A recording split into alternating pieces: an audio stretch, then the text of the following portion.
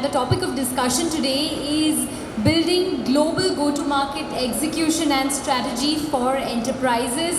A very, very pertinent topic in today's day and age, considering the kind of uncertainty, the volatility that's there in the environment, and how companies are managing this by putting in place a very stringent and strong go-to-market strategy. So welcome all of you panelists. I think there's been a very, very good introduction that's been given to each of you. So our audience is familiar with all of you. So welcome Rohit, Ravi and Shashi. Thanks for joining us today. I want to begin by talking about the basics. Why is a go-to-market strategy very important in today's day and age?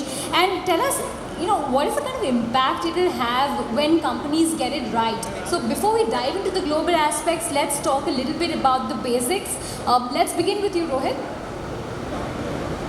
Think about go-to-market, and I don't have a short answer for this, right? So the two critical things as technology companies is finding product market fit, which is you understand that your product is relevant for this market, and then thinking about how do we take it to our potential customers, right? And which is one of the most critical aspects about any go-to-market strategy. And when you think about go-to-market strategy, it is about identifying where your customers are, how do we get in front of them, how do we convince them to buy our product, is broadly how I can simplify it to be, right? And the way you do it could be any form, right? You're directly selling, you're selling online, there is influencer marketing, there is customer marketing, there is different ways in which you get in front of customers, and getting that right becomes your go-to-market strategy on what is repeatably possible for you to get in front of customers.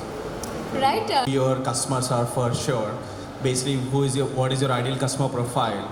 I think in the first 6 to 9 months, I think that is what you need to kind of spend time really understanding what is that customer profile looks like.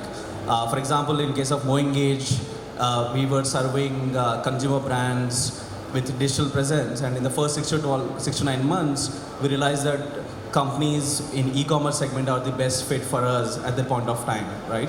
And the second part is basically, I think it's finalizing the business model, kind of refining the business model, and the sales process, I think is important to be able to define before you kind of start scaling up.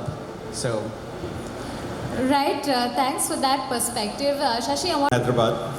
So in terms of GTM, what we do for India is very different than what we do for the other countries. So I think as you think about GTM, you think you understand your customer here, but once you go to Singapore or Indonesia or the US or Europe, the entire profile of the customer is different. How you have to sell to that customer is different. How you do the pricing, how you provide support, every aspect of the sales process is different. So I think, and both these companies have seen a lot of success, both in India as well as outside India. So, I think these are issues that you have to try to figure out as a startup when you know where you're going to be selling. Right, thanks for that. We have, as Shashi rightly, our journey. So let's begin with you, Rohit, to try to understand what's worked for you at DarwinBox. What are you doing towards shaping the kind of future, and how it's falling right in place for you in your journey going forward.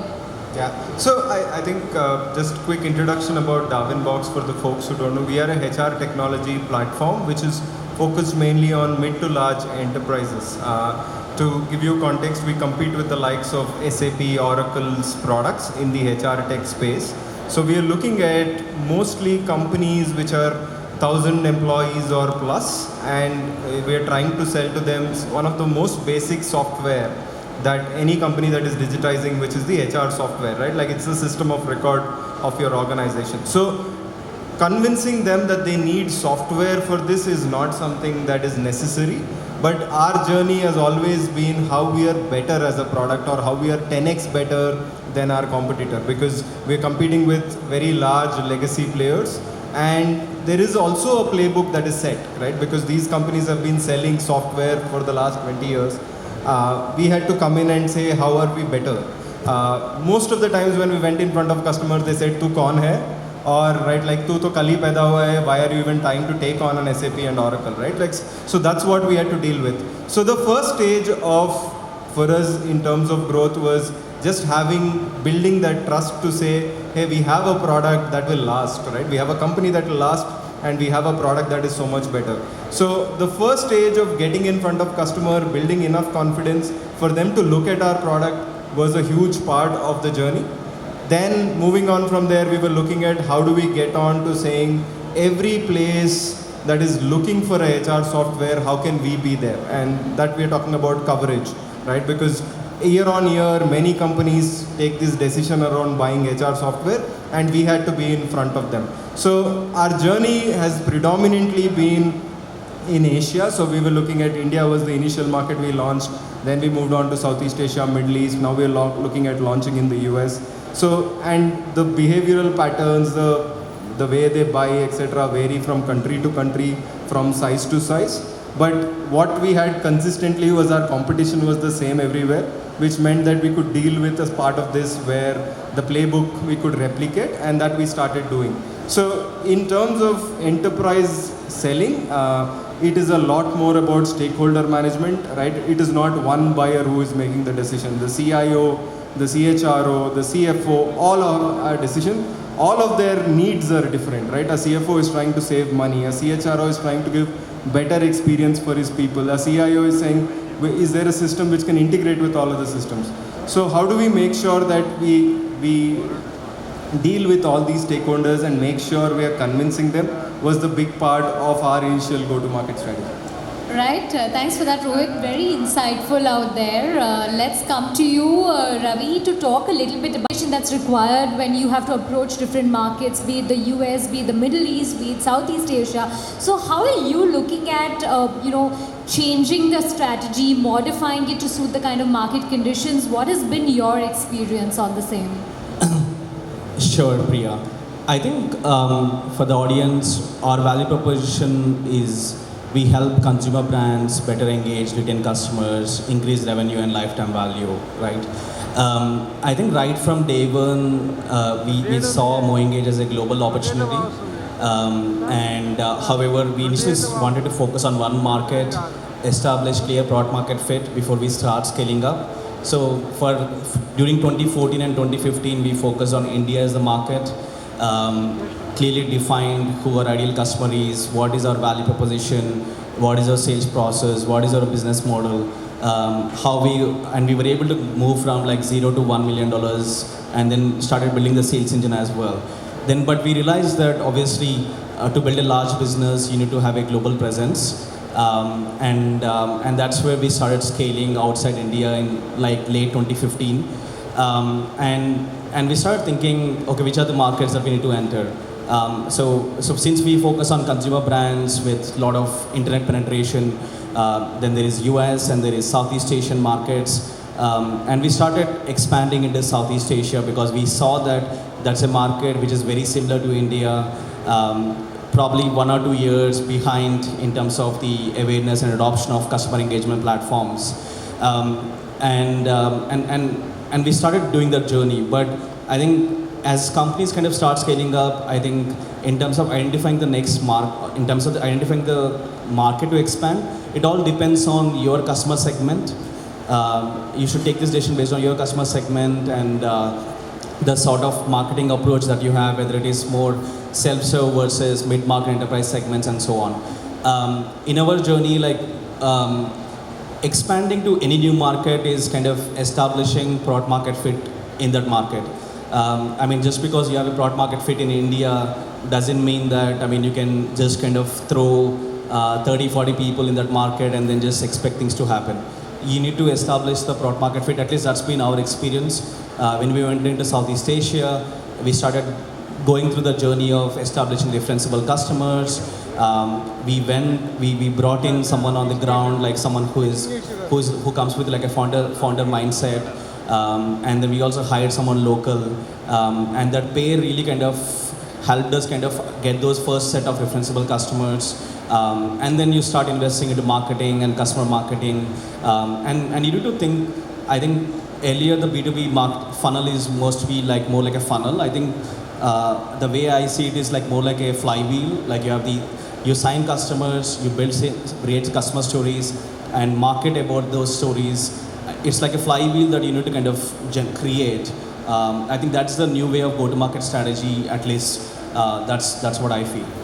Right, thanks for that, Ravi. Shashi briefly alluded to it as well. There are many factors that come into play: competitors, price points, various factors out there. So tell us, how should companies really navigate those factors while deciding on a GTM?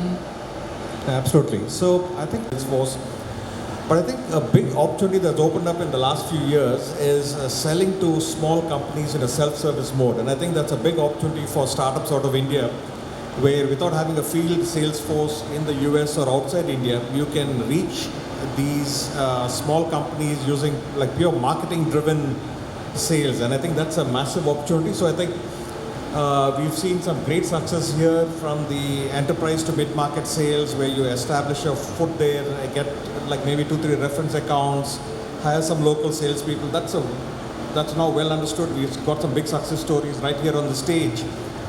But I think we'll also see a lot of these SMB, self-service, SaaS opportunities coming up, where you're targeting someone who's paying you like $50, $100 a month to get access to your offering. And I think that whole GTM is completely different. It's completely marketing driven. There are no salespeople involved. So I'm really excited to see more of those types of companies coming out of India actually. Right, I have one quick question for the three of you. As you chart your GTM strategy, I'm sure there are some mistakes that people make when you chart your strategy. So what, according to you, are some of the common mistakes that companies should really avoid while charting this strategy and ensuring that you get it right? Rohit, let's begin with you. So I think one of the things that we did probably right, which worked out for us, and I see a lot of companies get it wrong, is the founders not selling themselves, right? Our first 60 customers or so, today we have more than 700 customers, but our first 60 customers, it was me and Jayant, my co-founder, selling. Because it gives us a better understanding of the customer, the objection points, etc. So before we hired even our first salesperson, we were the ones on the ground selling. And I think that is something that the founders should do very early on, and some founders get it wrong, where immediately they go for hiring a salesperson without knowing what's actually happening on the ground. I think that's one thing I would call out. Ravi? I think I have a good number of learnings or mistakes.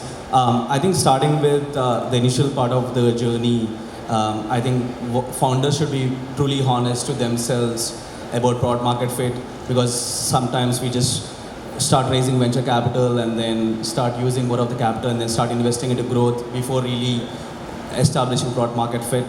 The other part is, I think when it compared to the US companies, I think they're great at marketing, even though they have like they might not have the best product. I think that's something I think companies in India, I think they are now able to build great products, but need to also improve in the GTM and marketing strategies. I think product design is also one of the areas that we kind of ignore. So that's one other piece as well. And I think the ambition to basically think global right from early days, and then kind of think from that standpoint. I think that's going to be very important, the ambition. Right, Shashi, last word from you. Yeah, I think what they both hit on the key point, which is spending even a single dime until you've got the product market fit is a big mistake, but all that has been covered. So I would just say one thing. For Indian startups, if I had to name outside of what they've said, it is we underprice our offering too much. We always think that because we are cheaper, that's a good thing. It's not a good thing. I would say price like a premium service. Go out there as if you bring a lot of value, and don't be afraid to charge for what you bring to the table. Absolutely, some very, very insightful points shared by the panelists here. So thank you very much for such a lovely discussion and sharing anecdotes from your personal journey. I think there will be a lot of benefit from our audiences out here who are also embarking on their journeys in the startup space in the end. Firstly, presenting to Mr. Rohit Chennamaneni, the co-founder of DarwinBox. Heartiest congratulations, sir. Thank you very much. This was about, I thank all the panelists on behalf of all the participants.